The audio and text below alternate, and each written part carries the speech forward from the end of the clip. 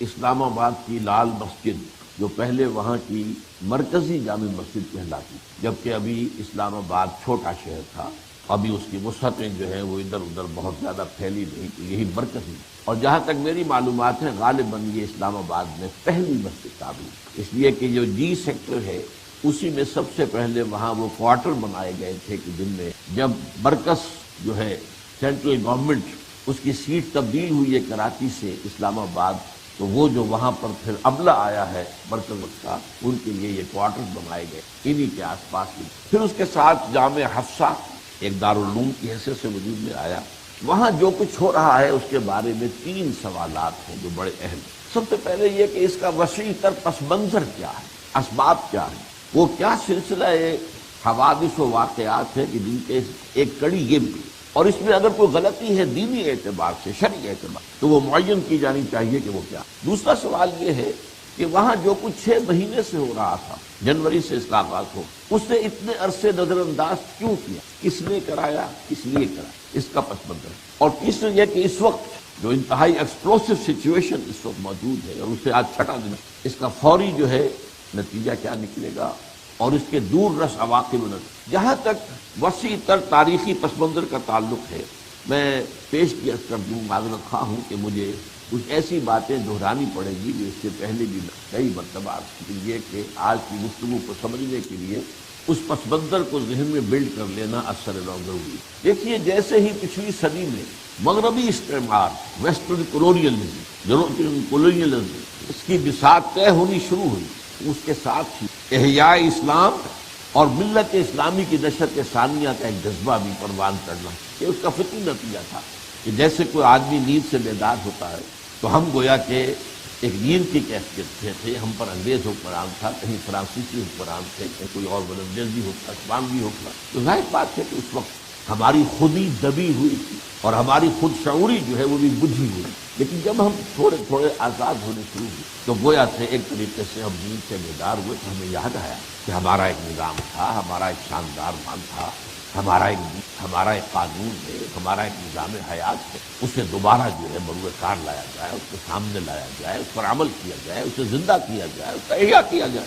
اس جذبے نے پورے عالم اسلام میں مختلف نوع قسم کی تحریکوں اور جماعتوں کو جگہ، لیکن 2 باتیں نوٹ کر لیجئے کہ ایک تو یہ تمام تحریکیں جن کا میں ابھی لسٹ آپ کے سامنے رکھ، یہ کنٹمپریری کہلائیں گی، ہم عصر۔ ان میں سے یہ نہیں ہے کہ ایک کے نتیجے میں دوسری پیدا ہوئی، دوسری کے نتیجے میں، بلکہ یہ ایک ہی وقت میں ابھری اور ان کے پشت پر ایک ہی جذبہ کار فرما۔ کبھی نعیم صدیقی صاحب نے ایک شعر کہا تھا بہت عمدہ اس صورتحال کی ڈپکٹ کرنے کے لیے، ہے ایک ہی جذبہ کہیں واضح کہیں مبہم، ہے ایک ہی نغمہ کہیں اونچا کہیں مدھم۔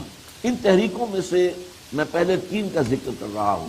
ایک فار ایسٹ میں انڈونیشیا میں مسجد ہے، ایک فار ویسٹ میں کہہ لیجیے ایشیا کے اعتبار سے ترکی میں سعید نورسی کی، ایک ایران میں فدائین کی، لیکن اس کے 2 بہت بڑے مرکز جو بنے ہیں وہ بر عظیم پاک و ہند اور مصر۔ بر عظیم پاک و ہند کو جو عجمی عالم اسلام ہے اس کا امام ہونے کا مقام ہے، اور مصر کو عالم عرب کے ثقافتی امام ہونے کی حیثیت۔ چنانچہ بر عظیم پاک و ہند میں نوٹ کیجئے، گنتی کر لیجئے صرف، مولانا ابوالکلام آزاد کی حزب اللہ 1913 سے 1920، مولانا الیاس رحمۃ اللہ علیہ کی تبلیغی جماعت 1920 کے لگ بھگ، خیری برادران نے ایک جماعت قائم کی تھی، جماعت المسلمین، علی گڑھ میں قائم ہوئی تھی تحریک مجاہدین علی گڑھ، علامہ مشرقی کی زبردست زوردار خاکسار تحریک۔ 1930 کے بعد سے مسلم لیگ کی، اس سے پہلے مسلم لیگ کا کوئی نظریاتی جو ہے ایجنڈا نہیں تھا، صرف مسلمانوں کو ہندو کی غالب اکثریت سے جو خطرات پیش ہو رہے تھے ان کا ازالہ، ان کی پیش بندی۔ 1930 میں علامہ اقبال کے خطبہ الہ کے بعد اس کے اندر خطبہ الہ آباد کے بعد اس پر ایک رنگ پیدا ہوا، احیاء اسلام۔ پھر 1941 سے جماعت اسلام ہند، اس میں پھر کچھ عرصے کے بعد ایک اضافہ ہوا ہے اور وہ ہے جہاد افغانستان کا جو فال آؤٹ ہوا ہے۔ یہ جہاد افغانستان جس کو کہ امریکہ نے سپورٹ کیا، بے تحاشا پیسہ دیا، اسلحہ دیا، پوری سپورٹ کی، اور اس نے اپنے ایجنڈوں کے ذریعے سے پوری دنیا میں جہاد فی سبیل اللہ کا غلغلہ بلند کرا دیا۔ چنانچہ دور دراز سے لوگ آئے اور وہاں پر انہوں نے جہاد میں حصہ لیا ملکیوں کے خلاف۔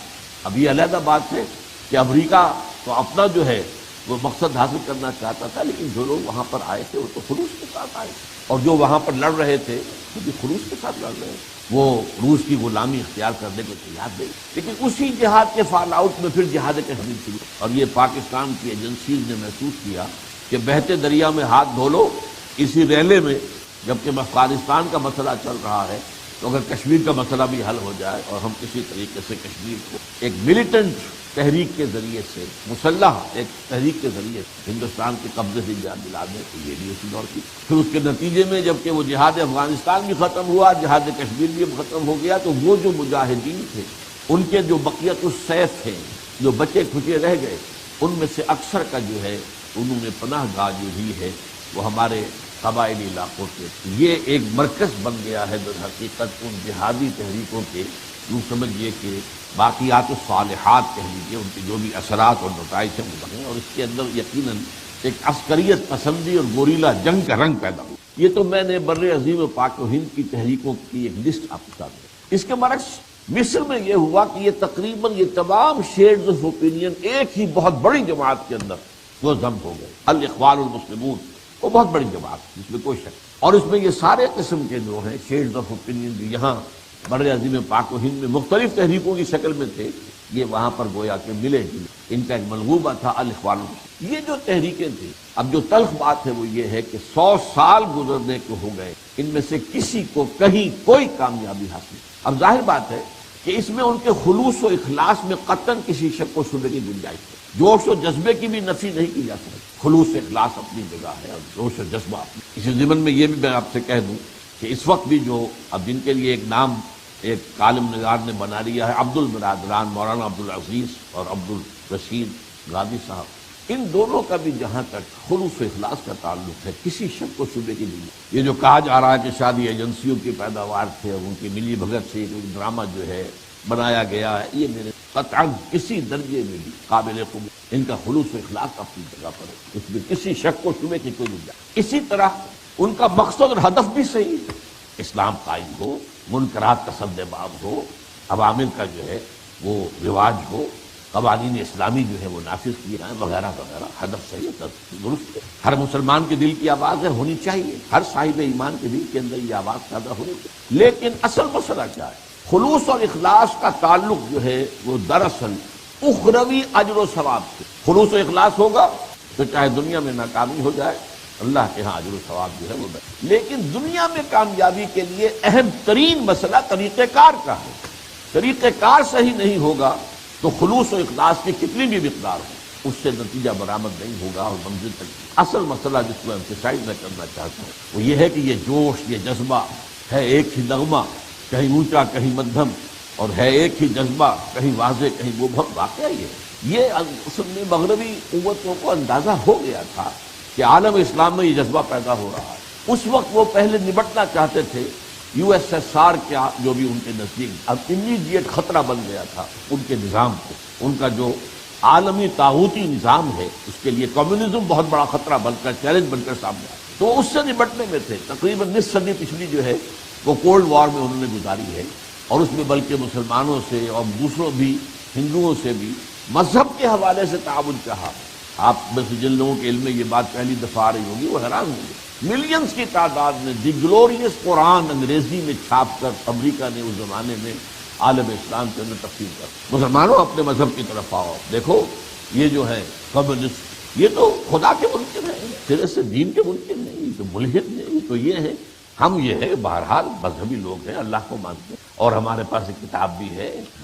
ہم جیسس کے ماننے والے ہیں یا حضرت موسیٰ کے ماننے والے، اور اسی حوالے سے اپنشد اور گیتا کے جو ملینز کی تعداد میں انگریزی میں انہوں نے پھیلائے ہیں، تاکہ اس مذہب کے حوالے سے کسی طریقے سے وہ جو آن سلاٹ تھی اس وقت کی، جو امیڈیٹ خطرہ تھا ان کے سرمایہ دارانہ نظام کو، اور اس کے ذریعے سے کہ جو پوری یوں سمجھیے گلوبل ایکسپلائٹیشن وہ کر رہے تھے، تو پہلے تو انہوں نے اس کی روک تھام کی. لیکن انہیں اندیشہ ہو گیا تھا کہ عالم اسلام اس خطرے سے نمٹتے ہی ہمیں ایک دوسرے خطرے سے نمٹنا پڑے گا. لہذا یو ایس ایس آر کی تحلیل ہونے کے فوراً بعد انہوں نے اثر نو نیٹو کو جب آرگنائز کرنا شروع کیا، بلکہ اس کے اندر اور توسیع کی، تو سوال کیا لوگوں نے اب آپ کو کس کا خطرہ ہے؟ آپ کو کمیونزم کا خطرہ تھا، وہ تو مر چکا، اس کی تو لاش پڑی سڑ رہی ہے روس کے اندر۔ تو صاف کہہ دیا تھا نیٹو کے چیف نے، اب ہمیں اسلامک فنڈامنٹلزم کا خطرہ ہے۔ اسلام ایک نظام کی حیثیت سے ابھر کر کہیں سامنے اگر آ گیا تو ہمارے نظام کی موت ہے۔ سورج کے طلوع ہونے کے بعد ظاہر بات ہے کہ رات کی سیاہی جو ہے اس کا تو کوئی اثر باقی نہیں رہ سکتا، لہذا یہ خطرے کا انہیں پورا اندیشہ تھا، اور اس کے لیے انہوں نے پہلے سے سد باب کرنا شروع کر دیا تھا، ان کی پلاننگ شروع ہو چکی۔ اب یہ جو تحریکیں ابھری ہیں، ان میں سے ایک بات میں آپ کے بارے میں عرض کروں گا کہ میرے محدود معلومات کی حد تک ان میں سے کسی تحریک نے سوائے ایک کے جس کا بھی میں ذکر کروں گا طریقہ کار یا میتھوڈولوجی کی بحث نہیں کی۔ جذبہ ہے، جوش ہے، احیاء اسلام ہے، یہ کر دیں گے، اسلام آئے گا۔ علامہ اقبال نے بھی خوشخبریاں سنائی، کتاب ملت بیضا کی پھر شیرازہ بندی ہے، یہ شاخ ہاشمی کرنے کو ہے پھر برگوبر پہنے۔ یہ تو اب نیا ایک انقلاب آنے والا ہے، اور یہ جو اسلام ہے نکل کے صحرا سے جس نے روما کی سلطنت کو الٹ دیا تھا، سنا ہے یہ قدسیوں سے میں نے وہ شیر پھر ہوشیار ہوگا۔ اور مال جبریل میں جو ان کی نظم ہے وہ تو واقعہ یہ ہے کہ ایک طرح کی پیشن گوئی اور بڑی زوردار ایک اذعانی کیفیت کے ساتھ شب گریزاں ہوگی آخر جلوہ خورشید، یہ چمن معمور ہوگا نغمہ توحید، یہ آنکھ جو کچھ دیکھتی ہے لب پہ آ سکتا نہیں، محو حیرت ہو کہ دنیا کیا سے کیا ہو جائے۔ تو یہ صورتحال جو ہے، یہ جیسے انہوں نے کہا تھا جبکہ وہ اسپین میں قرطبہ کی مسجد، اور قرطبہ کی مسجد جو ہے اس کے ساتھ ہی دریائے بہہ رہا ہے آب کبیر، اور اس میں اس نے کہا تھا آب روانے کبیر تیرے کنارے کوئی دیکھ رہا ہے کسی اور زمانے کے خواب۔ ویسے تو یہ کہ اس کا غلغلہ ایک ولولہ یہ تو ہوا، میتھوڈولوجی کیا ہوگی، یہ کام کیسے ہوگا، اس پر میرے معلومات کی حد تک واحد ایکسیپشن جو ہے وہ مولانا مودود ہے۔ 1940 میں مسلم یونیورسٹی علی گڑھ میں اسٹریچی ہال میں انہوں نے تقریر کی، اور وہ یہ کہ اسلامی حکومت کیسے قائم ہے۔ اس کے ابتدائی الفاظ یہ تھے کہ بعض تاریخی اسباب کی وجہ سے آج مسلمانوں کے اندر یہ خواہش تو پیدا ہو چکی ہے کہ دنیا میں پھر اسلامی حکومت قائم ہو، لیکن اس کے بارے میں سنجیدگی سے غور و فکر نہیں ہو رہا ہے کہ وہ اسلامی حکومت کیا ہوگی، کیسے ہوگی اور کیسے وجود میں آئے گی، اس کا طریقہ کار کیا ہے۔ اس کا وہ پمفلٹ میں نے پچھلے بھی اپنے اسی طرح کی خطاب میں اس کا تذکرہ کیا تھا، اسلامی حکومت کیسے قائم ہو، مختصر پمفلٹ ہے لیکن بہت پروفاؤنڈ۔ اس کا پھر عربی میں ترجمہ ہوا منہاج الانقلاب الاسلامی، اسلامی انقلاب کا منہاج کیا، انگریزی میں ہوا process of Islamic revolution.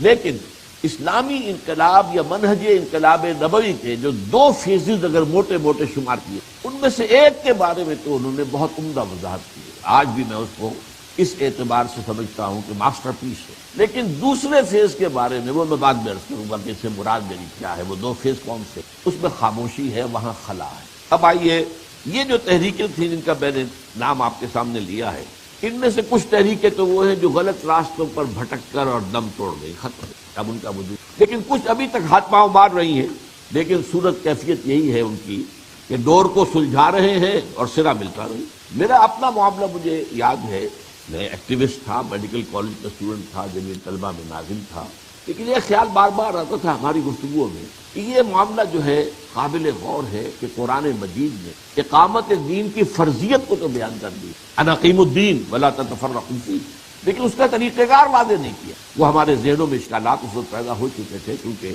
Jamaat Islami جو ہے وہ الیکشن کے میدان میں آ گئی تھی، تو اس سے بہت سے ذہنوں کے اندر اشکالات پیدا ہوئے کہ آیا یہ جو سابقہ ان کا اختیار کردہ انقلابی منہج تھا اس سے ہٹ کر ایک راستہ جو ہے وہ اختیار نہیں کیا جا رہا، لیکن اب اس کے لیے کوئی شرعی دلیل، تو اس کے لیے محسوس ہوا کہ یہ جو ہے اس کی کوئی وضاحت طریقہ کار کی قرآن مجید میں تاں کہ پھر کچھ عرصے کے بعد اللہ کے فضل و کرم سے مجھ پر یہ بات منکشف ہو گئی کہ طریقہ کار جو ہے وہ سیرت النبوی ہے، وہ اسوہ رسول ہے۔ اقامت الدین کی جد و جہد کا طریقہ کار عملاً دیکھنا ہو تو سیرت النبی پڑھیے، اس کے اسوہ رسول جو ہے اس کو پڑھیے۔ اس پر پھر میں نے بہت گہرائی میں جا کر غور و فکر کیا، ایک عرصہ میرا گزرا ہے سیر مطالعے میں۔ اس سے پہلے کوئی خاص مجھے دلچسپی زیادہ سیرت سے نہیں تھی، مجھے تصویر کا قرآن کے مطالعے کا تو اس سے بہت پہلے سے میرا ذوق و شوق شروع ہو چکا تھا، لیکن اس وقت تک سیرت کے مطالعے کی طرف زیادہ توجہ نہیں۔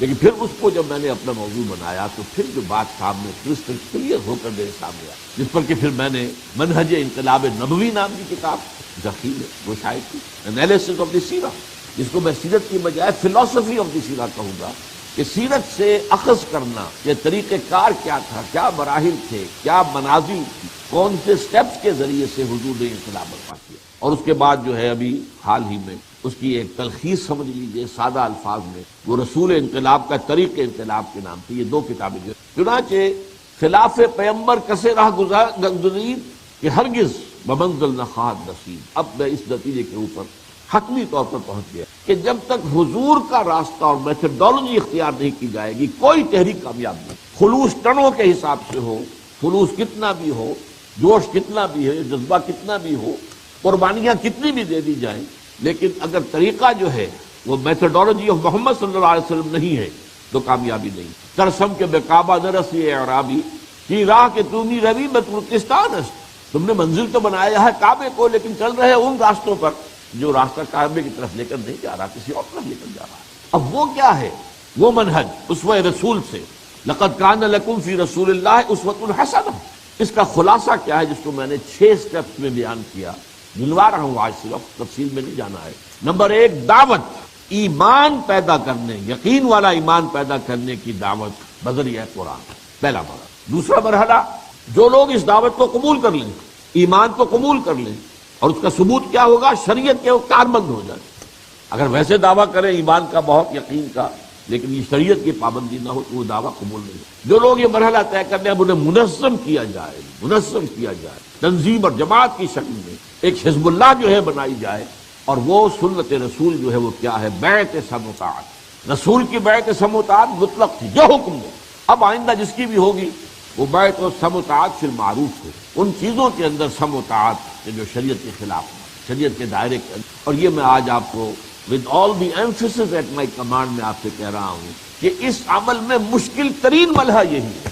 دعوت دینا مشکل نہیں ہے، دعوت جو ہے ایک فرد بھی دے سکتا ہے، سال ہر سال تک دیتا رہے، کچھ سنے نہ سنے، مانے نہ مانے، 950 برس تک حضرت دودھ دیتے رہے، کوئی ریسپانس نہیں ملی، دعوت دیتے رہے۔ تو دعوت دینا یہ زیادہ مشکل نہیں ہے، وقت لگتا ہے، محنت لگتی ہے، آدمی اس کو اپنا اوڑھنا بچھونا بنائے تبھی کوئی بات ہوگی، میننگ فل دعوت ہوگی۔ لیکن اس میں جو سب سے مشکل مرحلہ ہے وہ منظم کرنا، جمع کرنا، جوڑنا، حزب اللہ بنانا، جماعت بنانا۔ علیکم بالجماع، یہ مشکل ترین ہے۔ جانوروں کے گلے ہو، بھیڑوں بکریوں کا گلہ ہو، یا کہیں گائے بھینسوں کا ہو، ریوڑ ہو، اس کے لیے کافی ہے ایک آدمی ہے جس نے لاٹھی ہاتھ میں لی ہوئی ہے، اور زیادہ بڑا کو ریوڑ ہے تو 1-2 کتے ہیں ادھر ادھر چل رہے ہیں، ذرا کوئی ادھر سے ادھر ہوتی ہے بکری یا بھیڑ تو وہ ذرا بھونک کر اس کو پھر کہتے ہیں، وہ اندر چلی جاتی ہے، اللہ اللہ کا چل۔ لیکن انسان جو ہے یہ باشعور ایک مخلوق ہے، ہر ایک کا اپنا خیال ہے، نظریات ہے، ہر ایک سوچتا، مزاج جدا جدا ہے، مختلف مزاج اللہ نے بنائے، مختلف مزاج مختلف، ذہنی سطح مختلف، استعدادات مختلف۔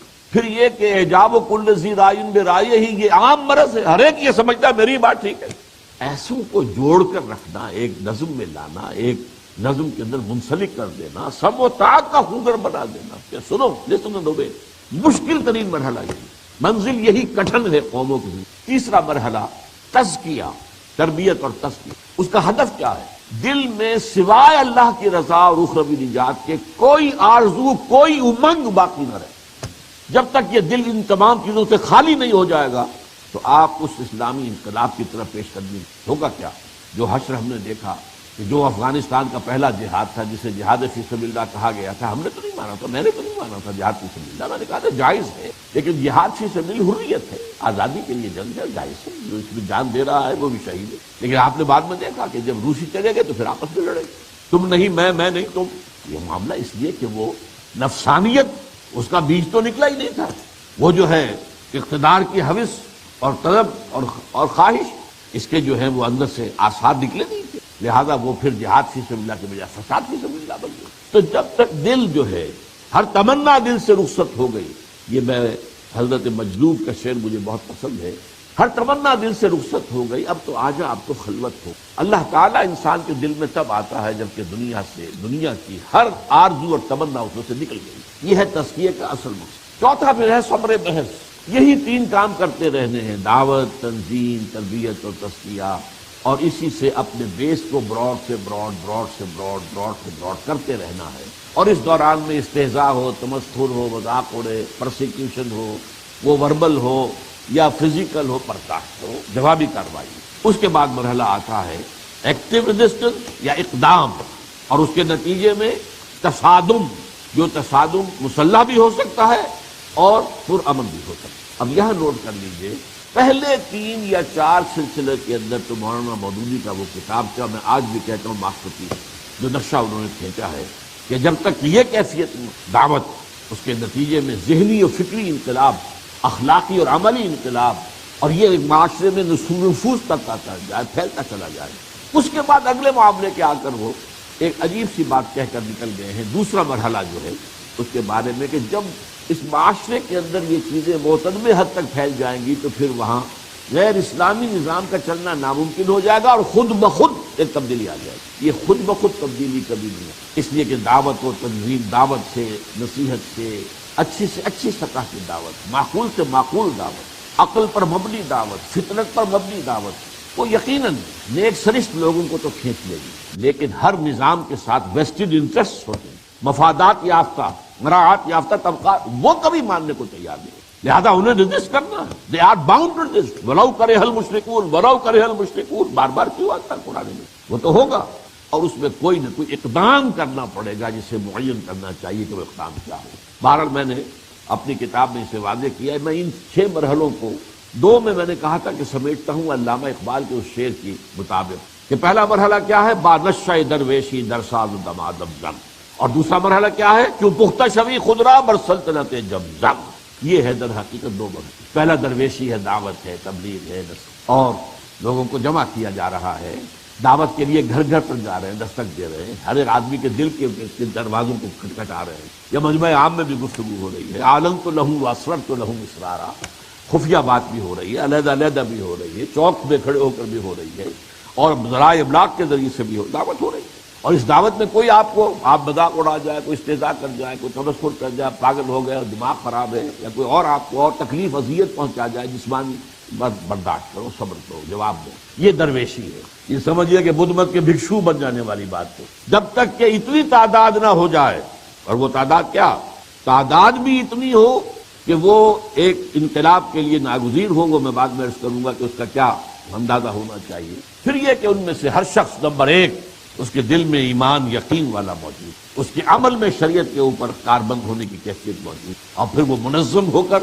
سم و طاعت کا خوگر ہو جائے، اور ان کے دلوں سے وہ جو دنیا کے اندر ترفع حاصل کرنا ہے، تلک الدار الآخرۃ نجعلها للذین لا یریدون علوا فی الارض ولا فسادا، زمین میں کوئی فساد پیدا کرنا یا اپنا اقتدار حاصل کرنا پیش نہیں ہے۔ تو یہ جب مرحلہ آ جائے تو پھر اب تصادم ہے، با نشہ درویشی در ساز و دمادم زن، کیوں پختہ شوی خودرا پر سلطنت جب زن۔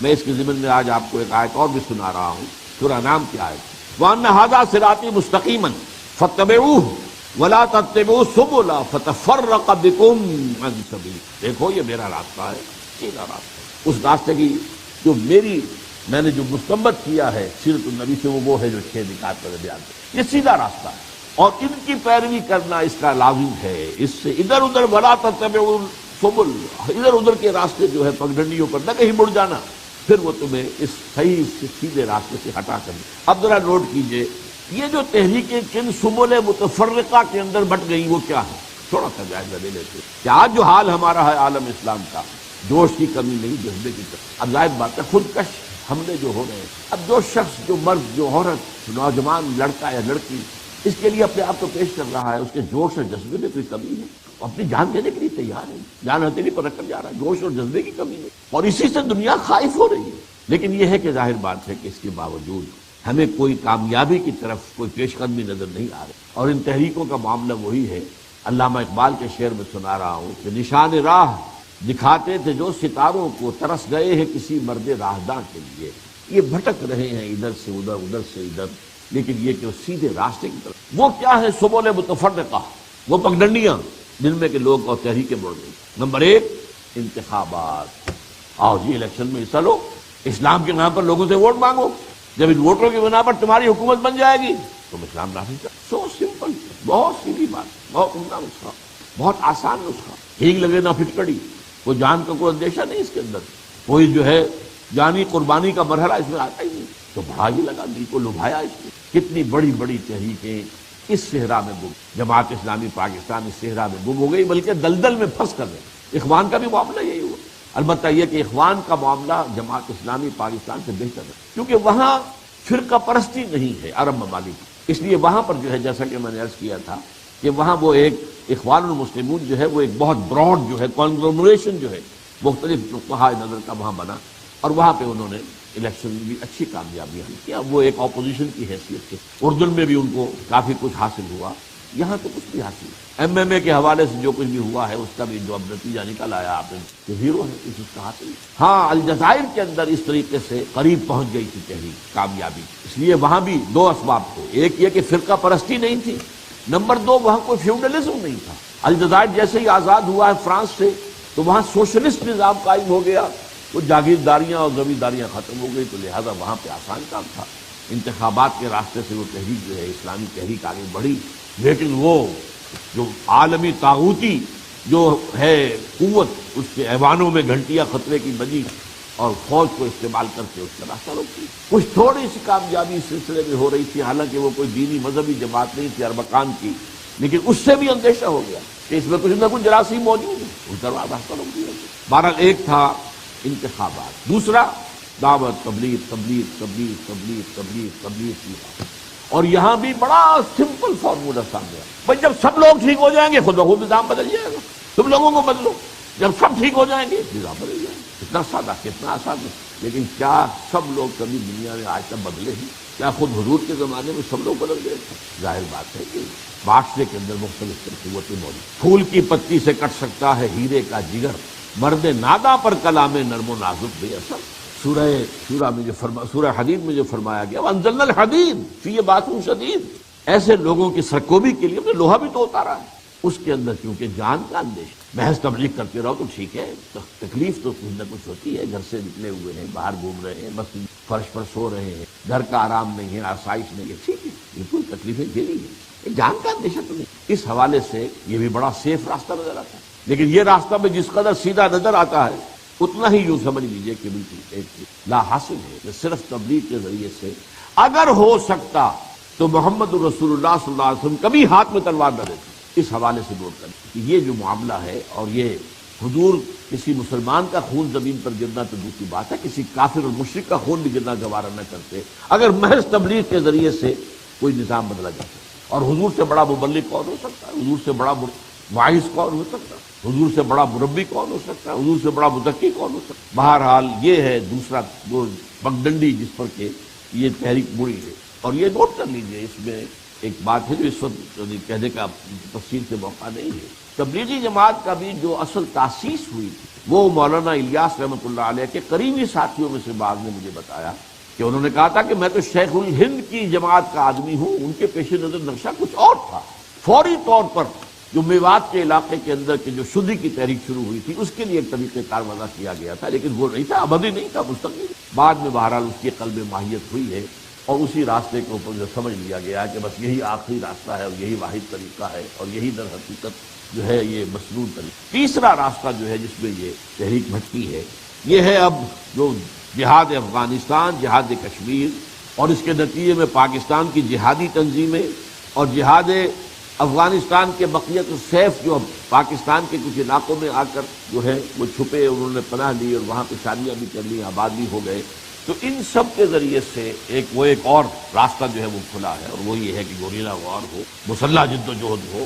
اور اس کا ایک مرکز جو ہے پاکستان کے قلب میں یہ جو ہے لال مسجد اور جامع حفصہ، یہ ہے دوسرا پورا پس منظر.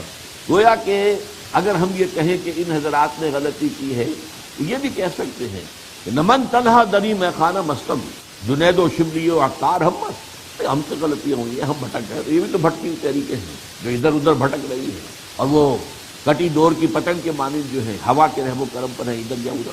بہرحال اب میں آ رہا ہوں اس موضوع کے اہم ترین پہلو پر، ایک خاص دینی تصور کے بارے میں جو بہت بڑا مغالطہ پیدا ہوا ہے اور ہو رہا ہے، وہ ہے نہیں عن المنکر کے ضمن میں. یہ عظیم مغالطہ بلکہ گمراہی کی شکل ہے کہ جو اس کو سامنے آ. دیکھیے میں نے شروع میں جو آیات پڑھی ہیں آج کی، ویسے تو یہ کہ امر بالمعروف نہیں عن المنکر یہ ایک جوڑے کی حیثیت سے یہ اصطلاح جو ہے گاڑی کے دو پہیوں کی طرح جڑ کر قرآن میں 10 مرتبہ ہے. میں نے صرف 3 آیتیں ان میں سے پڑھی. پہلی آیت سورہ حج کی ہے اور اس میں فرمایا گیا ہے الذین ان مکناہم فی الارض، وہ لوگ کہ جنہیں اگر ہم زمین میں تمکن عطا کر دیں. ان کے پاس حکومت آ جائے، اختیار آ جائے، تو وہ نماز قائم کریں گے، زکوٰۃ ادا کریں گے اور نیکیوں کا حکم دیں گے اور بدی سے روکیں گے. بڑے وللہ عاقبۃ الامور، اور بالآخر تو سارے معاملات کا جو نتیجہ ہے، انجام، وہ تو اللہ تعالیٰ ہی کے ہاتھ میں. پھر سورہ آل عمران میں یہ جو مدنی صورت ہے، سورہ حج جو ہے اس کے مکی مدنی ہونے میں اختلاف ہے میرے نزدیک، وہ ہے اصلاً جو ہے مکی صورت ہے، البتہ یہ چند آیات وہ نہ مکی ہے نہ مدنی ہے، برزخی ہے. یعنی حضور صلی اللہ علیہ وسلم جب مکے سے چل کر مدینے کی طرف تشریف لے جا رہے تھے، ہجرت کا سفر طے کر رہے تھے، اثناء سفر ہجرت میں یہ آیات نازل ہوئی. یہ گویا کہ حضور کا صلی اللہ علیہ وسلم مینیفیسٹو تھا کہ اگر اقتدار مل گیا، اور وہ مل رہا تھا، جا رہے تھے آپ بے تاج بادشاہ کی حیثیت ہی سے، تو آپ مدینے میں داخل ہوئے، آپ کے استقبال کی تیاریاں وہاں ہو رہی تھی، تو وہاں جا کر یہ کام کرنا. البتہ یہ کہ جب ایک امت کی تشکیل ہو گئی، اور یہ اب سورہ آل عمران کی آیات ہیں جو میں نے آپ کو پڑھ کر سنائی ہے، وَلْتَكُن مِّنكُمْ أُمَّةٌ يَدْعُونَ إِلَى الْخَيْرِ وَيَأْمُرُونَ بِالْمَعْرُوفِ وَيَنْهَوْنَ عَنِ الْمُنكَرِ وَأُولَٰئِكَ هُمُ الْمُفْلِحُونَ. اب یہاں پہ ذرا ایک تفصیلی ہے معاملہ کہ منکم جو ہے یہاں پر من ترغیزیہ ہے یا من بیانیہ. من بیانیہ کا مطلب کیا ہوگا؟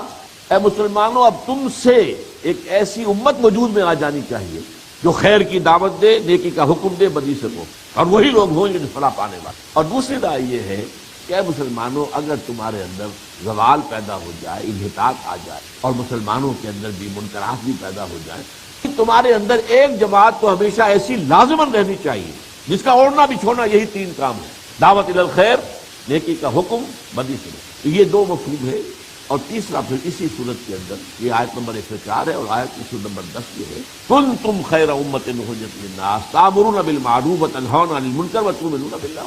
اب تمہاری حیثیت یہ ہو گئی ہے کہ تم بہترین امت بن گئے ہو جسے دنیا والوں کے لیے نکالا گیا ہے. تمہارا کام کیا ہے؟ نیکی کا حکم دو، بدی سے روکو، اللہ پر ایمان پہنچاؤ. گویا کہ پوری نوع انسانی کے لیے یہ فریضہ سر انجام دینے کے لیے تو امت بحیثیت مجموعی پیدا کی گئی. اور خود امت کے اندر اگر زوال و اضمحلال ہو تو امت کے اندر، امت ودن امہ، وہ ایک ایسی جماعت رہنی چاہیے کہ جو اسی کام کے لیے جیئیں اور مریں کہ وہ نیکی کی دعوت دے، بھلائی کا حکم دے اور برائی سے. اچھا، یہ تو تین میں نے آیتیں آپ کو بتائی ہیں جن میں کہ امر بالمعروف و نہی عن المنکر دونوں جڑواں ہیں. میں نے دو آیتیں آپ کو اور بھی پڑھ کر سنائی ہیں جن میں کہ نہی عن المنکر پر خاص طور پر زور دیا گیا. یہ سورہ نساء کی آیات ہیں: لعن الذین کفروا من بنی اسرائیل علی لسان داؤد وعیسی ابن مریم ذلک بما عصوا وکانوا یعتدون کانوا لا یتناہون عن منکر فعلوہ لبئس ما کانوا یعملون. لعنت کی گئی ہے ان لوگوں پر جنہوں نے کفر کی روش اختیار کی بنی اسرائیل میں. وہ لعنت کی گئی حضرت داؤد کی زبان کے ذریعے، حضرت عیسیٰ علیہ السلام کے. اور یہ سب کچھ اس لیے ہوا کہ انہوں نے نافرمانی کی روش اختیار کی اور حد سے تجاوز کر. وہ لوگ نہیں روکتے تھے ایک دوسرے کو منکر سے. کانوا لا یتناہون عن منکر فعلوہ، ان کے اندر جو منکر رواج پایا جاتا تھا اس سے ایک دوسرے کو روکتے نہیں تھے. لبئس ما کانوا یعملون، بہت برا ہے وہ طرز عمل جو ان نے اختیار کیا. یہی مضمون پھر سورہ مائدہ میں آیا: لولا ینہاہم الربانیون والاحبار عن قولہم الاثم واکلہم السحت لبئس ما کانوا یصنعون. دیکھیے بالکل اسی طریقے سے مل کے جو الفاظ ہے جوڑا ہے نا سورہ مائدہ سورہ نساء. تو یہ کیوں نہیں روکا ان کے ربانیین نے اور ان کے علماء نے اور ان کے صوفیاء نے لوگوں کو ان کو حرام کھانے سے اور گناہ کی بات کہنے سے روکا کیوں؟ اور یہ بہت ہی برا انداز تھا جو تو نہیں ہے. ان منکر پر اضافی زور آ رہا، یہ مجھے بیان کرنا ہے آپ کے سامنے کہ ایک ہے امر بالمعروف نہی عن المنکر، ایک جوڑا. لیکن قرآن مجید میں اور پھر احادیث کے اندر نہیں یعنی منکر پر زور زیادہ ہے. چنانچہ دو حدیثیں میں نے آپ کو سنائی. حضرت ابو سعید خدری رضی اللہ تعالیٰ عنہ فرماتے ہیں کہ میں نے حضور کو خود ہی فرماتے ہوئے سنا: من رأى منکم منکرا فلیغیرہ بیدہ. تم میں سے جو شخص بھی کسی منکر کو دیکھے، بدی کو دیکھے، اس کا فرض ہے کہ اسے ہاتھ سے روکے. یہاں ہے جو اصل مغالطہ آئے گا، وہ مجھے بعد میں آپ کو بتا دوں. فَإِن لَمْ يَسْتَطِعْ فَبِلِسَانِهِ، اگر اس کی استطاعت نہ رکھتا ہو تو زبان سے روکے. وَإِن لَمْ يَسْتَطِعْ فَبِقَلْبِهِ، اور اگر اس کی بھی استطاعت نہ رکھتا ہو تو دل سے روکے. وَذَلِكَ أَضْعَفُ الْإِيمَانِ، یہ ایمان کا کمزور ترین درجہ ہے. گویا کہ اس کے بعد کوئی اور ایمان نہیں. یہی مضمون آیا عبداللہ ابن مسعود سے رضی اللہ تعالی عنہ، جس کا ترجمہ یہ ہے کہ حضور فرماتے ہیں کہ اللہ تعالیٰ نے مجھ سے پہلے جس نبی کو بھی اس کی امت میں بھیجا، اس میں سے اس کے کچھ نہ کچھ حواری اور اصحاب ضرور ہوئے. وہ کیا کرتے تھے؟ یاخذون بسنتہ ویقتدون بامرہ، اپنے نبی کی سنت کو مضبوطی سے پکڑ لیتے تھے، اس کے حکم کے مطابق چلتے. ثم انھا تخلف من بعدہم قلوب، پھر ہمیشہ ایسا ہوا ہے کہ ہر نبی کے بعد کچھ عرصے کے بعد پھر ایسے ناخلف لوگ آ گئے جو کہتے وہ تھے جو کرتے نہیں تھے، اور کرتے وہ تھے جس کا حکم نہیں ہوا تھا، بدعات رسومات نہیں سے نہیں، قول اور فعل کا تضاد۔ اب فرمایا فمن جاہدہم بیدہ فہو مؤمن، جو ان سے ہاتھ کے ساتھ جو ہے طاقت کے ساتھ جہاد کرے گا، ظاہر بات ہے طاقت کے ساتھ جہاد کا مطلب تو قتال ہے، جنگ، گویا کہ جنگ کی طرف رہنمائی کی جا رہی ہے۔ فمن جاہدہم بیدہ، ہاتھ سے طاقت کے ساتھ، فہو مومن، ومن جاہدہم بلسانہ، جو زبان سے کرے وہ بھی مومن ہے، ومن جاہدہم بقلبہ، اور جو دل سے جہاد کرے وہ بھی مومن ہے۔ ولیس وراء ذلک من الایمان حبۃ خردل، اور اس کے بعد تو ایمان رائی کے دانے کے برابر کوئی نہیں۔ ان حدیثوں میں یہ برسبیل تنزل بات آئی ہے، اوپر سے نیچے کی۔ سب سے اونچا درجہ طاقت سے، قوت سے بدی کو روکنا، اس سے کم تر مجبوری ہے، آپ میں ہمت نہیں ہے، حالات سازگار نہیں ہیں، بہت بڑا اندیشہ ہے، تو کم سے کم زبان سے تو کرو، اس سے بھی نیچے اتر کر تو دل سے تو کرو کم سے۔ لیکن میں یہاں اب اس کو چاہتا ہوں کہ آپ اس کو نیچے سے اوپر کی طرف سمجھیں۔ دیکھیے سب سے پہلی بات یہ ہے، دل سے جہاد کیا ہوگا؟ منکرات سے شدید نفرت۔ اچھا، یہ شدید نفرت بھی عمل میں ظاہر ہوگی۔ نمبر ایک یہ کہ جو اس منکرات کے علمبردار ہیں ان سے آپ کا کوئی دوستانہ نہ ہو، ترک موالات ہو، آپ کا کوئی تعلق نہ ہو ان سے، ان کے ساتھ خلا ملا رکھنا، ان کے ساتھ بیٹھنا اٹھنا، کھانا پینا، مجالست، یہ ختم نہیں ہونی چاہیے، ان کے ساتھ کوئی تعاون نہیں ہونا چاہیے۔ یعنی کوئی اقدام تو آپ نہیں کر رہے، لیکن یہ کہ یہ دل کے ساتھ نفرت شدید کا کم سے کم یہ مظہر تو سامنے آنا چاہیے، اور اگر یہ بھی نہیں ہے تو ایمان نہیں، یہ کم سے کم درجہ ہے۔ فلیس وراء ذلک من الایمان حبۃ خردل، اس کے بعد کوئی ایمان رائی کے دانے سے، اس سے اوپر اٹھیے، زبان کھولیے، کہیے یہ غلط ہے مت کرو، باز آ جاؤ۔ یہ باللسان جو ہے یہ ہر حال میں ہر جگہ کرنے کا موقع ہے۔ یہ ظاہر بات ہے کہ سب سے زیادہ صورتحال مشکل یہی ہوتا ہے کہ کوئی سلطان جائر ہے، اس کے مقابلے میں آپ کھڑے ہو کر حق بات کیسے؟ اندیشہ ہے زبان کھنچوا دے گا، لیکن بولو۔ افضل الجہاد کلمۃ حق عند سلطان جائر، اس میں کوئی اختلاف نہیں۔ کم سے کم زبان کے ذریعے سے جہاد کرنا، زبان کے ساتھ جو ہے جد و جہد کرنا منکرات کے خلاف، یہ تو لازم ہے، یہ تو کرنی ہوگی۔ اس سے اوپر کا مرحلہ البتہ وہ ہے کہ جس میں مغالطہ پیدا ہو، طاقت کے ساتھ کرنا۔ اس طاقت کے ساتھ کرنے کا معاملہ جو ہے یہ مشروط ہے قوت اور اختیار اور اقتدار کے ساتھ۔ طاقت کے ساتھ کرنا، جہاں اختیار اور اقتدار ہو وہاں ہوگا۔ اب میں مثال کے طور پر آپ کے سامنے رکھتا ہوں کہ ایک ہوتا ہے فطری اختیار و اقتدار۔ اگر کسی معاشرے کے اندر خاندانی نظام مستحکم ہے تو ہیڈ آف دی فیملی کو ایک حیثیت حاصل ہے، وہ طاقت بھی استعمال کر سکتا ہے، جبر بھی استعمال کر سکتا ہے، مار پیٹ بھی کر سکتا ہے۔ اولاد نماز نہیں پڑھ رہی ہے تو سزا دے، یہ ہے احادیث کے اندر ہے، انہیں سزا دے کر نماز کا عادی بنایا جائے۔ تو یہ ہے ایک اختیار اور اقتدار، وہ جو ہے جیسے کہ حدیث میں آتا ہے کہ کلکم راعٍ و کلکم مسئول عن رعیتہ، اور تمہاری جو کنبہ ہے، یہ کنبہ تمہاری رعیت ہے، ان کے بارے میں تم سے پوچھ ہوگی، پوچھ گچھ ہوگی۔ یہاں پہ تمہیں جو اقتدار حاصل ہے، اگرچہ اس وقت کی صورتحال جو ہے تھوڑی سی بدل گئی ہے، فیملی اسٹرکچر ٹوٹ گیا، ٹوٹ پھوٹ گیا، اب بڑوں کے آداب مدب ختم ہو چکے ہیں، اگرچہ ہمارے ہاں ابھی کچھ نہ کچھ باقی ہے، اللہ کا فضل ہے، مغرب میں ختم ہو چکا ہے، لیکن یہ جہاں بھی ہے وہاں جو ہیڈ آف دی فیملی کا یہ ذمہ داری ہے کہ وہ جبر بھی کرے، اور اگر کوئی غلط کام کوئی کر رہا ہے اسے سزا دیجیے، گویا کہ طاقت جو ہے وہ استعمال کرتے ہیں۔ اسی طریقے سے اگر کہیں پر قبائلی نظام ہے تو قبیلے کا جو سردار ہے اس کو اختیار حاصل، وہاں اپنے دائرے کے اندر وہ نہی عن المنکر جو ہے طاقت کے ساتھ، قوت کے ساتھ، جبر کے ساتھ، طاقت کے ساتھ جو ہے اس کو اس کا کام کرنا چاہیے۔ لیکن اس سے آگے بڑھ کر جو عہد حاضر کی قومی ریاست کا مسئلہ بن گیا ہے، یہ نیشن سٹیٹس جو ہے، یہاں پر ظاہر بات ہے کہ جب تک کہ حکومت میں آپ نہیں آتے، حکومت کو نہیں بدلتے، اس وقت تک اپنے ہاتھ میں طاقت لے کر اور یہ کہ عوام کے اندر جو ہے وہ نیکی کا، وہ بدی کا جو استحصال کرنے کے لیے میدان میں آ جانا قوت کے ساتھ، طاقت کے ساتھ، یہ بہت بڑی غلطی، بہت بڑی غلطی، بہت بڑی غلطی۔ اس کا راستہ سیدھا کیا ہے؟ پہلے حکومت بدلو، اس کے لیے جد و جہد کرو، اس کے لیے انقلاب برپا کرو۔ ورنہ آپ دیکھتے ہیں کہ نبی اکرم صلی اللہ علیہ وسلم 12 برس تک مکے میں رہے، اسی کعبے کا طواف کرتے رہے کہ جس میں 360 بت رکھے تھے۔ آپ نے کسی بت کو توڑا نہیں، عن المنکر بالید نہیں کیا، حالانکہ کوئی بڑی بات نہیں تھی۔ رات کے وقت کوئی 10 جانثار نوجوان بھی حضور کے ہوتے، ان کو حکم دیا جاتا جا کے توڑ دو سارے بت، وہ بت ٹوٹ جاتے، بعد میں جو کچھ ہوتا دیکھا جاتا، لیکن نہیں، تو جو پروسیس ہے حضور سے جا ایجاز، وہاں سے لینا ہے جو کچھ لینا ہے۔ تو یہ جو اپنے ہاتھ میں طاقت لے لینا ہے بغیر کسی حکومت کی تبدیلی کے، اس وقت تک تو سارا ایمفیسس ہونا چاہیے آپ کا انقلاب لانے پر تاکہ حکومت بن جائے. اگر فساق و فجار کی حکومت ختم ہو جائے گی اور اگر واقعتاً اہل ایمان جو دین اور شریعت کے پابند ہوں ان کی حکومت، وہ پھر اس کے ذریعے سے جو ہے جو استحصال ہوگا بدی کا اور منکرات کا وہ ہوگا کہ جو صحیح پروپ تو جوش میں آ کر اور جذبے کے تحت اس میں تجاوز کر جانا یہ بہت بڑی غلطی ہے، بہت بڑی غلطی ہے، بہت بڑی غلطی. اب اگلی بات، یہ جو کام ہے یہ کسی محدود جگہ اور کسی محدود پیمانے پر ہونا جو ہے یہ مفید نہیں ہے. ہاں اگر کوئی چھوٹا سا جزیرہ ہو، فرض کیجیے ایک علیحدہ ملک ہے، چھوٹا سا جزیرہ ہے، چند لاکھ کی آبادی ہے، تو چند ہزار کی نفوس پر جماعت مشتمل ہوگی تو وہ بھی انقلاب برپا کر دے گی، کوئی شک نہیں. حضور کے زمانے میں کیا تھا؟ پورے جزیرہ نما عرب کی آبادی کتنی ہوگی؟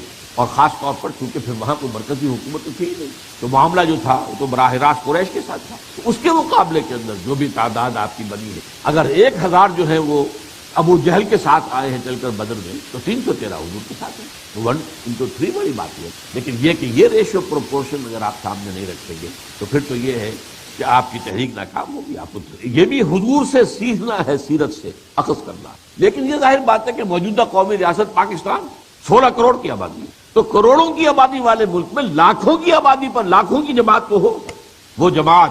اب ایسا کہ آپ نے مالا کنڈ کے اندر ایک تحریک شروع کر دی صوفی محمد صاحب نے، میں ان کے تقوی اور تدین کی قسم کھا کر، ان کا خلوص اور اخلاص اس میں کوئی شک نہیں. میں وہاں گیا ہوں، ان کے علاقے میں جا کر ان سے ملاقات بھی کی، لیکن ظاہر بات ہے کہ وہ ایک بہت غلط کام پر تھا قائم تھے. میں نے ان سے کہا تھا کہ آپ ملک گیر تحریک چلائیے، ملک گیر جماعت بنائیے، جماعت بنائیے. اب اس وقت ان کی کوئی جماعت بھی نہیں تھی، باضابطہ جماعت نہیں تھی، ابھی کوئی بیعت کا نظام بھی شروع نہیں کیا تھا. لیکن اس وقت بھی انہوں نے، آپ کو معلوم ہے، جوش میں جذبے میں 80,000 کا جو ہے جلوس لا کر باراکنڈ سے نکال کر اور وہ اٹک دریائے اٹک جو ہے وہاں پر لا کر کھڑا کر دیا. یہ جوش ہے، جذبہ ہے، خلوص ہے، اخلاص ہے. لیکن میں نے ان سے یہ عرض کیا تھا کہ مالا کنڈ کوئی ملک نہیں، یہاں تو معاملہ مرکزی حکومت سے تصادم کا ہوگا. آپ کا اس کی فوج ہے، اس کا جو بھی قوتیں ہیں، اس کی پیرا ملٹری فورسز ہیں، اس کی ایئر فورس ہے، ان سب کا مقابلہ کرنے کے لیے یہ آپ صرف ایک چھوٹے سے علاقے کے اندر محدود ہو کر اگر آپ کو کام کرنا چاہتے ہیں تو یہ تو صحیح نہیں. اسی طریقے سے یہ لال قلعہ کیا ہے، لال مسجد، یہ چھوٹا سا جزیرہ ہے غور اسلام آباد میں. باقی پورے ملک کے اندر کوئی جماعت، کوئی ہمہ گیر جماعت، کوئی ملک گیر جماعت، کوئی اس کے کارڈرز، کوئی ان کا نظام، کچھ بھی سامنے ہے ہی نہیں، سرے سے ہے ہی نہیں. تو اس اعتبار سے یہاں تک کہ کسی پورے صوبے کے اندر بھی اگر آپ کے پاس اقتدار آ جائے آپ کچھ نہیں کر سکتے. آج یہ MMA کا جو حشر ہوا ہے صوبہ سرحد کے اندر، حکومت ان کی ہے، کیا کر سکتے؟ کوئی تبدیلی لا سکتے؟ بیسک تبدیلی لائی نہیں سکتے. سارا معاملہ نظام جو ہے مرکزی ہے، نظام تعلیم مرکزی ہے، ذرائع ابلاغ اور ابلاغ کی پالیسی جو ہے مرکزی ہے، بینکنگ کا نظام مرکزی ہے. بہت محنت کر آ کے کچھ نہ کچھ جو ہے وہ خانہ پوری کرنے کے لیے حسبہ بل لے کر آئے تھے، اسے بھی سپریم کورٹ نے لا کر روک دیا. نہیں کر سکتے آپ. یہ تو ملک گیر جماعت، ملک گیر تحریک اور پاکستان کے حوالے سے لاکھوں افراد پر مشتمل جماعت. اور جماعت کیسے لوگوں کی؟ نمبر 1 جن کے دلوں کے اندر ایمان کا نور ہے، عمل میں شریعت کی پابندی. نمبر 2 ایک نظم کے پابند ہو گئے ہو. خوگر ہم بھی تسلیم کی خو ڈالیں گے، بے نیازی تیری عادت کی عادت ہو جائے. لسن لوگے اپنی رائے کو پیچھے ڈالنے کا انسان جو ہے اپنی رائے کی قربانی دینے کا جو ہے سیکھ لے. یہ بھی کام کرنا پڑتا ہے جماعت بنانے کے. ورنہ واقعہ یہ کہ میں نے جیسے کیا مشکل ترین کام دنیا میں جو وہ جماعت بنانا ہے. اس کو آپ بائی پاس کر کے کچھ کرنا چاہیں گے تو کوئی کام تو نہیں کر سکتے. کوئی وقتی طور پر ہنگامہ کھڑا کر دیں، کوئی فساد پیدا ہو جائے، کوئی کچھ اور ہو جائے، اپنے خیال میں آدمی سمجھے کہ ہم نے بڑا تیر مار دیا ہے، لیکن یہ ہے کہ اس سے کوئی نتیجہ خیز تبدیلی برپا نہیں ہو سکتی. اور نمبر 3 یہ کہ ان کا تزکیہ ہو چکا ہو، سوائے اللہ کی رضا اور آخرت کی نجات کے کوئی شے مقصود کے درجے، مقصود اور مطلوب صرف اللہ کی رضا. کسی درجے میں بھی کوئی دنیاوی مفاد، کوئی دنیاوی اپنا کیریئر، کوئی دنیاوی اقتدار، لا یریدون علوا فی الارض ولا فسادا، اس سب کے اوپر پورا اترنے والے ہیں. زمین میں اپنے لیے کوئی نہ دولت چاہیے، نہ کوئی اقتدار چاہیے، نہ کوئی طاقت چاہیے، کچھ نہیں چاہیے، اللہ کا دین. اگر یہ ہوں تو پھر پرامن مطالباتی تحریک ملک کی سطح پر. لیکن اس ملک کا ہدف کون ہوگا؟ حکومت ہوگی، عوام نہیں ہوں گے. اگر ہم جائیں اور جا کر جو ہے بازار میں ویڈیو کی دکانوں کو آگ لگانا شروع کرتے، غلط بات، یہ آپ کا کرنے کا کام نہیں. آپ حکومت کے سامنے آئیے، مطالبہ کیجئے کہ بند کرو اس کو. آپ حکومت کے سامنے آئیے، مطالبہ کیجئے سود ختم کرو، ورنہ ہم پکیٹنگ کریں گے، آئیں گے ہم بینکوں کا گھیراؤ کریں گے، جلائیں گے نہیں، گھیراؤ کریں گے، گولیاں چلاؤ پر ہم جانے دیں گے. شہادت ہے مطلوب و مقصود و مومن، نہ مال غنیمت نہ کشور کشائی. تو ہدف جو ہے یہ حکومت ہو، عوام نہیں. عوام کے اوپر تو معاملہ آئے گا جب حکومت تبدیل ہو جائے گی. تو واحدی حکومت اب ان کے اوپر جو ہے وہ نہی عن المنکر کا اطلاق ہوگا، قوت کے ساتھ، طاقت کے ساتھ، اختیار کے ساتھ. اور پھر یہ ہے کہ طاقت کافی ہو جائے اور یہ عوامی تحریک جو ہے یہ پرامن ایک احتجاجی تحریک، اس کا اگلا قدم یہ بھی ہو سکتا ہے، یہ بھی میں ڈنکے کی چوٹ کہہ رہا ہوں کہ پھر مسلح بغاوت بھی ہو سکتی، وہ حرام نہیں ہے. جو لوگ بھی یہ سمجھتے ہیں کہ اگر ہماری حکومت کے اندر بیٹھے ہوئے ہیں نام نہاد مسلمان، چاہے وہ کیسے بھی مسلمان ہو، چاہے وہ امریکہ کے پٹھو ہوں، چاہے پپٹس ہوں، چاہے سیکولرزم کے نام پر اور چاہے روشن خیالی کے نام پر وہ دینی اقدار اور شاعر کا بیڑا غرق کرنے پر اترے ہوئے ہوں، لیکن یہ کہ آپ جو ہے بس ان کی اطاعت کیجیے، صرف کلمہ خیر کہتے رہیے، نہیں، غلط بات. اگر طاقت ہو، میں امام ابو حنیفہ رحمۃ اللہ علیہ کے موقف کا قائل ہوں. ہاں اگر یہ ہے شرط، طاقت کافی ہو جائے، ایسا نہیں کہ چند سو چند ہزار آدمی آئیں اور گویا کہ وہ اپنی قربانیاں دے کر وہ سمجھے ہم تو سرخرو ہو گئے. نہیں، اس کے لیے پہلے پلاننگ ہوگی. پہلے یہ کہ طاقت اتنی ہو جائے کہ جس میں کہ تقریباً بظاہر احوال کامیابی جو ہے وہ یقینی نظر آئے، تب جو ہے اس معاملے میں مسلح تصادم، مسلح بغاوت بھی حرام نہیں ہے، ناجائز نہیں ہے، البتہ فیزیبل نہیں.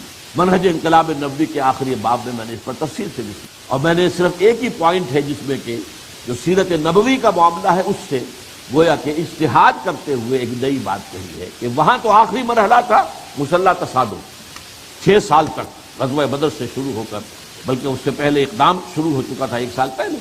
آپ نے جو ہے 8 جو ہے چھاپہ مار دستے بھیجے، جن میں سے 4 میں آپ خود بھی گئے. وہ تو پہلی جنگ جو ہوئی ہے بالفعل وہ غزوہ بدر ہے، وہ تھا اس سے پہلے 8 مہمات تھے. اللہ جزا دے صفی الرحمان کو کہ انہوں نے اس کو پوری تفصیل سے وہ 8 مہمات کی جو ہے تفصیل شائع کر دی، ورنہ ہمارے ہاں مولانا شبلی نے ان کو چھپایا تھا، اس لیے کہ چونکہ مغرب نے یہ کہا کہ اسلام تو تلوار سے پھیلا، ہم نے تلوار استعمال نہیں کی ہے، تو صرف دفاعی جنگ کی. غلط بات. میں نے تفصیل سے کہا دفاعی نہیں تھی، حضور کا اقدام تھا، حضور آگے بڑھے ہیں اور آپ نے جو ہے سب سے پہلے چھیڑ چھاڑ شروع کی ہے. قریش مکہ کی طرف سے کسی آغاز کا کوئی ثبوت نہیں ہے. یہ میری تفصیل سے اس کتاب کے اندر پوری بحث اس کو پڑھی. آپ نے صرف 6 مہینے لیے ہیں مدینے پہنچنے کے بعد، اور اس میں 3 کام کیے ہیں بہت بڑے. مسجد نبوی کی تعمیر، مرکز بن گیا. نمبر 2 انصار اور مہاجرین کی مواخات، ایک مہاجر ایک انصاری بھائی بھائی. اور نمبر 3 یہود کو جکڑ لینا ایک معاہدے کی، جو ایک pact of self joint defence of Medina. اس کے بعد آپ نے 7ویں مہینے سے آپ نے دستے بھیجنے شروع کر دیے، چھوٹے بڑے. 4 میں آپ خود بھی گئے، وہ غزوات کہلاتے ہیں، اور 4 وہ ہیں جو سرایا. بہرحال یہ سمجھ لیجئے کہ حرام نہیں ہے. اب بھی سیرت کا وہ باب کھولا اگر حالات کہیں پر اس کے لیے سازگار ہوں، لیکن ان مراحل سے گزر کر. بات اصل میں سمجھنے کی یہ ہے، اگر کوئی شخص مجھ سے کہا تم نے تو کہا تھا کہ ہاں جائز ہے جو ہے مسلح بغاوت بھی جائے، تو بھائی خدا کے بندے میں نے کس پروسیس سے گزر کے بعد کہا تھا؟ اس پروسیس کو تم نے طے کیا. تم نے تو کہا تھا کہ ہاں عوامی تحریک جو ہے وہ چلے گی، چلنی چاہیے، بالکل چلنی چاہیے، اس میں کوئی شک نہیں، لیکن اس کے لیے تیاری کیا ہو. میں اپنی حقیقت جہاد کی تقریر میں جو بات چھپی ہوئی بھی ہے کتابچے کی شکل میں، 9 منزلیں قرار دیتا ہوں جہاد فی سبیل اللہ. 9ویں منزل پر قتال ہو، 8 منزلیں طے کر کے یہ پروسیس پہنچے گا 9ویں منزل پر، تب وہ جہاد فی سبیل اللہ ہوگا. آپ چھلانگ مار کر 9ویں مسجد جو ہے منزل پر چڑھنا چاہیں گے تو وہ دونوں گریں گے. جہاد فی سبیل اللہ. لہذا اس پروسیس سے گزرنے کے بعد وہ ایک پرامن عوامی تحریک بھی ہو سکتی ہے، سول ڈس اوبیڈینس بھی ہوتی ہے. مارے کھانے کو تیار ہوں، جانے دینے کو تیار ہوں، کسی کو کچھ نہ کہیں، جوابی کارروائی نہیں. نتیجہ کیا نکلے گا کہ ظاہر بات ہے کہ جو قومی ریاست ہے اس میں جو لوگ اقتدار میں بیٹھے ہوئے ہیں وہ اگر آپ کو کچلنا چاہیں گے تو فوج کو حکم دیں گے کچھ لوگ مارو، وہ مارے گی. لیکن ایک حد پر آ کر وہ بس کر دے گی. کب تک مارے ہمیں؟ یہ کون ہے؟ ہمارے دشمن تو نہیں ہے، کوئی باہر سے آنے والے، یہ کوئی ہندو ہے. یہ 1977 میں ہو گیا. آپ کو معلوم ہے کہ پہلے نظام مصطفیٰ تحریک، اگرچہ میں اسے نظام مصطفیٰ تحریک نہ میں نے اس وقت مانا تھا نہ آج مانتا، وہ اینٹی بھٹو موومنٹ تھی جسے بعد میں نظام مصطفیٰ کا ٹائٹل دیا گیا، جبکہ مسلمانوں سے قربانی دینے کا مطالبہ جو ہے سامنے آیا. تو محض جمہوریت کے لیے قربانی دینے والے یہاں نہیں ہیں، نہ اسلام کے لیے دینے والے اس وقت بھی تھے، آج بھی. لیکن یہ ہے کہ ظاہر بات ہے کہ اس کے نتیجے میں فائرنگ ہوئی، بہت سے لوگوں نے جانے کی ہے کہ کوئی شک نہیں. تو پھر ایک بریگیڈیئر یہاں کھڑے ہو گئے اسی شہر لاہور کے، بریگیڈیئر محمد اشرف گوندل. ان کا اب ہم مزید فائرنگ نہیں کریں گے. 2 بریگیڈیئر اور شامل ہو گئے، انہوں نے بھی کھڑے ہو کر کہہ دیا. تو بھٹو کو جس نے چند دن پہلے ٹیلی ویژن پر اپنی کرسی کی دونوں ہتھیوں کو پکڑ کر کہا تھا میری کرسی بہت مضبوط ہے، اسے پتا چلا میری کرسی تو کمزور ہے، ہل گئی. یہ فوج کے بل پر تھی نا. لہذا فوج جو ہے یہ یقیناً اس پروسیس کے اندر اگر آپ پرامن بھی رہیں گے تو یقیناً جانے دینے کے لیے تیار رہنا ہو. اور جانے دیے بغیر انقلاب تھا، نہ کبھی آیا نہ آئے گا۔ حضور کا انقلاب نہیں آیا، اس کے بغیر تو اور کون سا آ سکتا ہے؟ کئی 100 مسلمانوں نے جامع شہادت پہنچی اور اس سے کہیں بڑھ کر زیادہ تعداد کے اندر جو ہے مشرکین مارے گئے۔ یہی صفی الرحمان مبارک پوری نے 259 کی تعداد صحابہ کی کاؤنٹ کی جو حضور کے حیات طیبہ میں ان غزوات کے اندر جنہوں نے جامع شہادت دی، اور کوئی 900 کچھ جو ہے وہ مشرکین اور کفار جو ہے وہ مارے گئے۔ لیکن بہرحال خون دینا پڑا ہے، حضور کا اپنا خون جو آپ کو معلوم ہے کہ وہ طائف کی مٹی میں بھی جذب ہوا ہے اور دامن احد کے اندر تو فوارہ چھوٹا ہے حضور کا چہرہ مبارک سے، جبکہ یہاں بار پڑا ہے، اور خود کی 2 کڑیاں آپ کی جو ہے رخسار کی ہڈی کے اندر، رخسار مبارک کی ہڈی کے اندر گھس گئی، ان کو کھینچ کر نکالنے کی ایک صحابی نے کوشش کی، ان کے دانت نکل گئے، وہ نہیں نکلی، پھر کسی طریقے سے نکالا ہے تو خون کا فوارہ چھوٹا ہے، اتنا گیا ہے خون کہ آپ بے ہوش ہو گئے، خبر یہ اڑ گئی کہ آپ کا انتقال ہو گیا، شہید ہو گئے۔ یہ سارے مراحل گزرے بغیر تو جو ہے نہ اس وقت آیا تھا انقلاب، نہ آ جا سکتا، جان تو جنی ہوگی۔ لیکن ایک ہے 2 طرفہ جس کا قرآن مجید میں نقشہ ہے، یقاتلون فی سبیل اللہ فیقتلون ویقتلون، وہ اللہ کی راہ میں جنگ کرتے ہیں، قتل کرتے بھی ہیں، قتل ہوتے بھی ہیں۔ اور ایک ہے یک طرفہ، یوں سمجھیے اس کو، ان آرمڈ ریوولٹ، بغاوت تو ہے لیکن ہم نہیں مار رہے کسی کو، البتہ ہمیں ماریے، ہم جانے دینے کو تیار ہیں۔ اس کا نقشہ ایران میں مسلمانوں نے دیکھ لیا، آخر جو بادشاہ کو بھاگنا پڑا، بادشاہ کو کوئی فوجی شکست تو نہیں ہو گئی تھی، اس کی فوج ختم تو نہیں ہو گئی تھی، لیکن یہ کہ اسے بھاگنا پڑا کہ فوج جو ہے اب اپنا رخ میری طرف کر لے گی۔ تو یہ ہے اصل میں کہ جو بھی اس طریقے کار اس کو چھوڑ کر بائی پاس کر کے شارٹ کٹ کر کے نئی منزل پہ چھلانگ لگائے گا وہ بھی، اور جو میری کسی بات سے دلیل پکڑے گا کہ تم نے تو کہا تھا مسلح بغاوت ہو سکتی، بھائی ہاں کب کہتا ہوں کہ نہیں، اب بھی میں کہتا ہوں ڈنکے کی چوٹ کہتا ہوں کہ ہو سکتی ہے، امام ابو حنیفہ کی رائے کا بقائے، لیکن اس کے لیے طریقہ یہ ہے اور طاقت اس کے لیے مناسب حد تک فراہم ہو چکی ہے، سب بدل۔ اب یہ ہے اصل میں میرے نزدیک ان ھذا صراطی مستقیما فاتبعوہ ولا تتبعوا السبل فتفرق بکم عن سبیلہ، یہ راستہ ہے سیدھا، انقلاب کا سیدھا راستہ۔ اس وقت سب سے بڑی ضرورت پوری امت مسلمہ کی یہ ہے کہ یہ انقلاب کا طریقہ ان پر واضح کر دیا، نشان راہ جو دکھاتے تھے ستاروں کو، ترس گئے ہیں کسی مرد راہدار کے، جذبے کی کمی نہیں، جوش کی کمی نہیں، خلوص کی کمی نہیں، اخلاص کی کتنی جماعتیں ہیں، ان کے کارکن ہیں، بھاگ دوڑ کرتے ہیں، محنت کرتے ہیں، دن رات کرتے ہیں، دن رات ایک کرتے ہیں، خون پسینہ ایک کرتے ہیں، لیکن کیا ہو رہا ہے؟ نتائج کیوں نہیں نکلتے؟ خلاف پیمبر کسے نہ گزید کہ ہرگز بمنزل نہ خاص۔ یہ راستہ جیسا کہ امام مالک رحمۃ اللہ علیہ نے فرمایا تھا، لن یصلح آخر هذه الامہ الا بما صلح به اولها، اس امت کے آخری حصے کی اصلاح نہیں ہو سکے گی مگر اسی طریقے پر جس پر پہلے حصے کی اصلاح ہوئی۔ وہ آخری حصہ حدیث نبوی میں ہے کہ خلافت علی منہاج نبوت آئے گی پوری دنیا کے اندر، لیکن اس کے لیے جو آغاز ہوگا کسی ایک ملک کے اندر، اس منہج سے انقلاب برپا کر کے اس کا نقطۂ آغاز ہو۔ اب میں دوسرے سوال کی طرف آ رہا ہوں، یہ اس معاملے کو اس حد تک کیوں بڑھنے دیا گیا؟ حکومت وقت اور ذاتی طور پر صدر مشرف کی بدنیت بالکل واضح۔ یہ معاملہ شروع سے ہوتا تو بڑی آسانی سے تھوڑے سے کسی محنت کے ساتھ وہ معاملہ نپٹایا جا سکتا۔ ان لوگوں نے آگے بڑھ کر قانون ہاتھ میں لیا ہے، وہ کام کیے جو خلاف قانون تھے، ان کے خلاف کوئی کارروائی نہیں، معلوم کھلی چھوٹ، کھلی ڈھیل، یا تو وہ ڈیل اور ڈھیل سیاسی سطح پر ہو رہی تھی بے نظیر کے ساتھ، اور یا یہ ڈیل جو ہے ہو رہی ہے، یا ڈیل لوگ کو اب سمجھتے ہیں شاید ڈیل ہی تھی، میرے نزدیک وہ ڈیل نہیں تھی۔